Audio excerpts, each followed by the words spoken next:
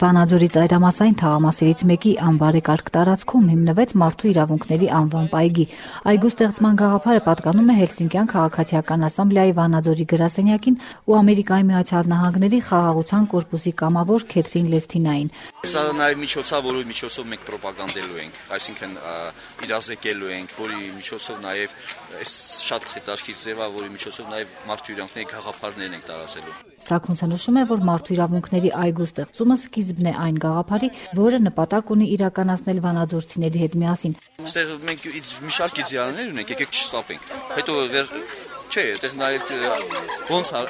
բովանդակությամբ էլ լինելու մարդու իրավունքների։ Վանաձորի քաղաքապետարանը 4500 քառակուսի մետր մակերեսով տարածքը անվարձահատույց օգտագործման է տվել իրավապաշտպան կազմակերպությանը։ Հայանտառն էլ մշտադալար ծառերի շուրջ 40 տնկի է հատկացրել։ Թաղամասի բնակիչներն իրենց երեխաների հետ միասին նորաստեղծ այգում ծառատունկի մասնակցեցին։ Իմ թորնիկներն են, հրեսես երկուսն էլ իմ թորնիկներն են։ Երրորդն էլ մեծան դեղ ընկերների հետ են գործել։ Մեր երեխան ծագին ասալնելու։ Արդյոք կարողանում են իրենք պաշտպանել իրենց իրավունքները, Ազատություն ռադիոկայանի հետ զրույցում վանաձորցիներն ասում են, թե փորձում են պաշտպանել։ Դե խախտողները գիտեն այդ ցավը տանեմ, եթե պայքարը մենք թող չխախտվի։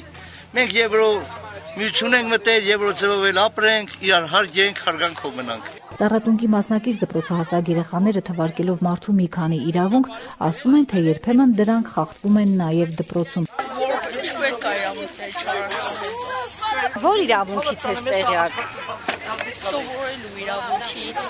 ազատ կարծիք հայտելու իրավունքից,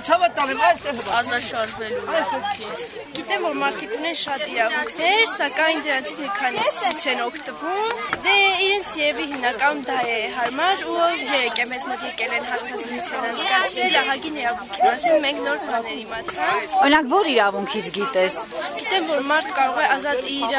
խոսքը արտահայտել, դա նրա կամավոր իրավունքներից մեկն է, մարդ ունի ապրելու իրավունք, որը այս կյանքում ամենակարևոր բանն է։ Դպրոցում քո իրավունքները պաշտպանվում է։ Այո։ Չի խախտվում։ Դե պահը գալիս որ խախտվում է, բայց ես աշխատում եմ այնպես անել, որ այդ ամեն ինչը շտկվի։ Վանաձորի փաստաբաններից Կարեն Թումանյանը, ով եւս մասնակցում էր մարդու իրավունքների այգու ստեղծմանը, ասում է, թե մարդու իրավունքների խախտումների տեսանկյունից Վանաձորը այլ քաղաքներից չի կարող առանձնացնել։ Փաստաբանը մինչդեռ նշում է, որ Վանաձորում մարդու իրավունքների պաշտպանության մակարդակն ավելի բարձր է։ Կարծում եմ այստեղ կա համախմբումը մարդու իրավունքների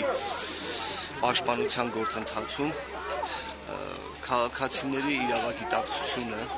Նրանք ամբողջություն են կազմում եւ իրավապաշտպանական գործունեությամբ զբաղվող կազմակերպությունները եւ փաստաբանների դերը